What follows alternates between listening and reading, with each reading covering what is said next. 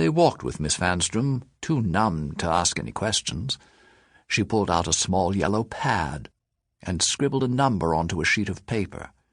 She handed the sheet to Simon. "Here, this is the apartment you want. See the man who lives there, and he'll give you a bit of information. Not too much, I imagine, but just enough to get you through this. Frankly, he could use the company." Simon cleared his throat. "Get us through what, Miss Vanstrom?" Miss Vanstrom smiled. "Ah, already asking questions. Very resilient." "That's good. You'll need the questions and the resilience. Miles to go, miles to go." She herded them toward her office. "I must say I'm quite proud of you all so far," Miss Vanstrom said. "You've handled yourselves admirably. Quite. But you'll have to start reacting more quickly than you did with Mr. Wonderby. Villains don't always chatter before striking or start their attacks so slowly. If you let every surprise freeze you, you'll never make it through. Use your heads and act with confidence." Miss Vanstrom opened the door to her office, and they followed her inside. She shut the door behind them, stepped behind her desk, and placed her notebook computer on it. She pointed to the sheet of paper in Simon's hand. "Do you understand what you're to do?" Simon glanced down at the paper, over to Alicia and Owen, then back to Miss Vanstrom. "No." "Good," Miss Vanstrom said dryly. "Wouldn't do for me to give you the answers. Wouldn't be much of an adventure." She opened her notebook computer and tapped at its keyboard.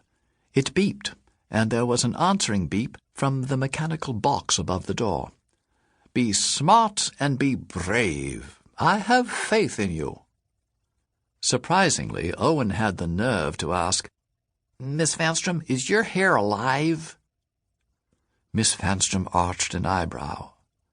"Why, Mr. Walters, how bold!" She winked and gripped the sides of her tower of hair. She wriggled her fingers into the base of the hair and lifted. The entire column rose off her head, revealing a mechanism at the bottom. It was a machine. Underneath, Miss Vanstrom had perfectly normal hair, though it was cut very short. She winked.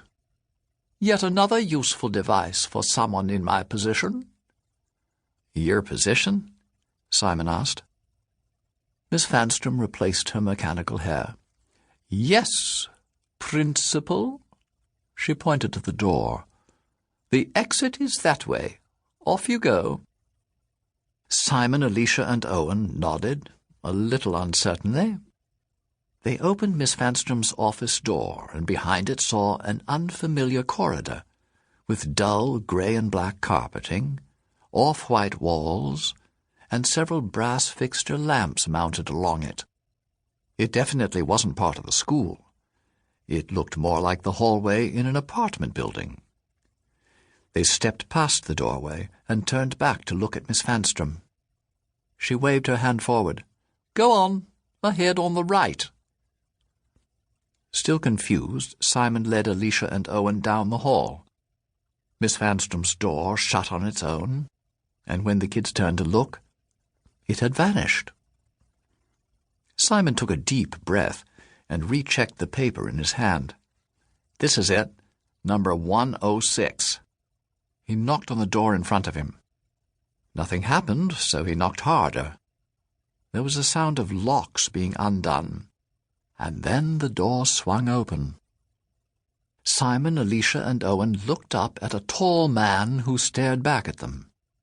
He was older, but they couldn't tell by exactly how much.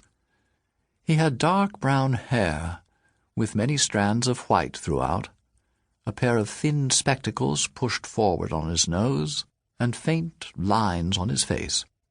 He could have been 30 or 300. From the brown bathrobe he wore over striped flannel pajamas, and the thick-soled slippers he had on his feet, it was clear he wasn't expecting any company.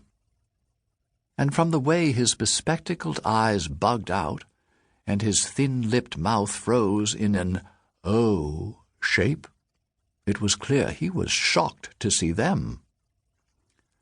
The man opened and closed his mouth several times, but no words came out. "Hello?" Alicia finally asked. "Are you alive?" At last the man found his voice, speaking in a clear, crisp English accent. "What on earth are you doing here?" He frowned and mumbled. "I knew that hallway looked familiar." "We don't even know where here is," Simon said. "Who are you?"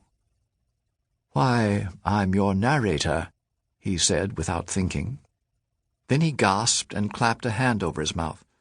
"Oh, goodness, I'm going to get into so much trouble for this."